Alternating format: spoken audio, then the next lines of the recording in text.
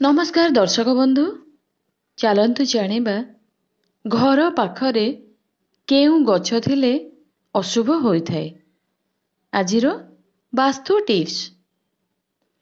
ଶାସ୍ତ୍ର ଅନୁଯାୟୀ ବହୁତ କିଛି ନିୟମ ରହିଛି ଆମର ଦୈନନ୍ଦିନ ଜୀବନରେ ପାଳନ କରିବା ପାଇଁ, ଯାହାକୁ ପ୍ରତ୍ୟେକ ଦିନ ପାଳନ କରିବା ସମ୍ଭବ ହୋଇପାରେ ନାହିଁ।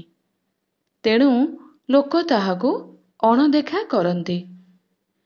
କିନ୍ତୁ ଆଜି ଆମେ ଆପଣମାନଙ୍କୁ ଜଣାଇବା ପାଇଁ ଯାଉଛୁ କେଉଁ ଗଛର ଛାଇ ଘର ପାଇଁ ବିପଦ, ଏହା ସହିତ ଏପରି କିଛି ଅନୁଚିନ୍ତା ସମ୍ପର୍କରେ ଜଣାଇବା ପାଇଁ ଯାଉଛୁ, ଯାହାକୁ ଆପଣ ମାନିବା ଦ୍ୱାରା ଆପଣଙ୍କର ଘରେ ସୁଖ ସମୃଦ୍ଧି ବଢ଼ିଥାଏ।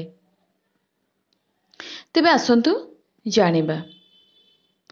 ଏକରେ, ଆପଣ ଯାହାକୁ ବି ଯେବେ ବି ଉପହାର ଦିଅନ୍ତୁ ନା କାହିଁକି, କେବେ କାହାକୁ ଧାରୁଆ କିମ୍ବା ମୁନିଆ ଜିନିଷ ଉପହାର ଦେବା ଉଚିତ ନୁହେଁ।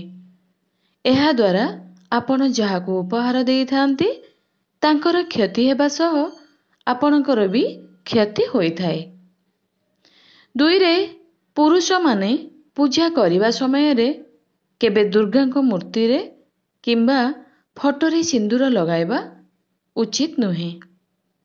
ନାରୀମାନେ ପୂଜା କରିବା ସମୟରେ କେବେ ବି ହନୁମାନଙ୍କ ଫଟୋ କିମ୍ବା ମୂର୍ତ୍ତିରେ ସିନ୍ଦୁର ପିନ୍ଧାଇବା ଉଚିତ ହୋଇନଥାଏ।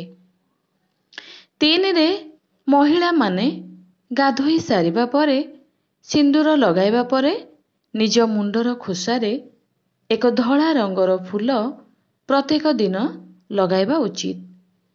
ଏହାଦ୍ୱାରା ଆପଣଙ୍କୁ ମାନସିକ ଶାନ୍ତି ମିଳିଥାଏ।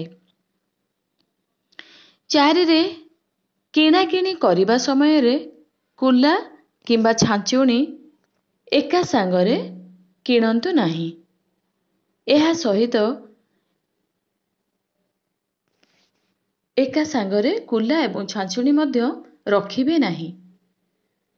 ପାଞ୍ଚରେ, ଘର ସାମ୍ନାରେ କେବେ ମଧ୍ୟ ପଥର ଜମା କରି ରଖନ୍ତୁ ନାହିଁ କିମ୍ବା କଣ୍ଟା ଜାତୀୟ ଗଛ ବି ରଖନ୍ତୁ ନାହିଁ।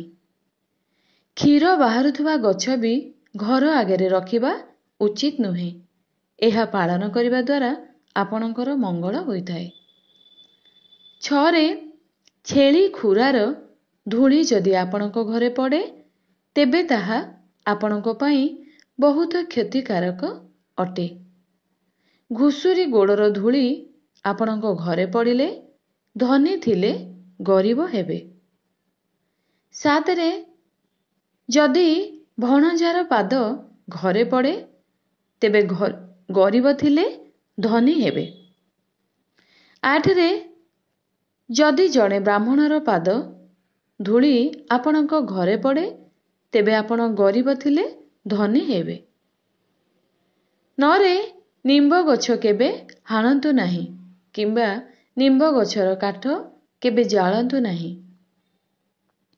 ନିମ୍ବ କାଠର ଧୂଆଁ ପୁରୁଷଙ୍କ ନାକରେ ବାଜିଲେ ନପୁଂସକ ହୋଇଥାନ୍ତି ସେମାନେ।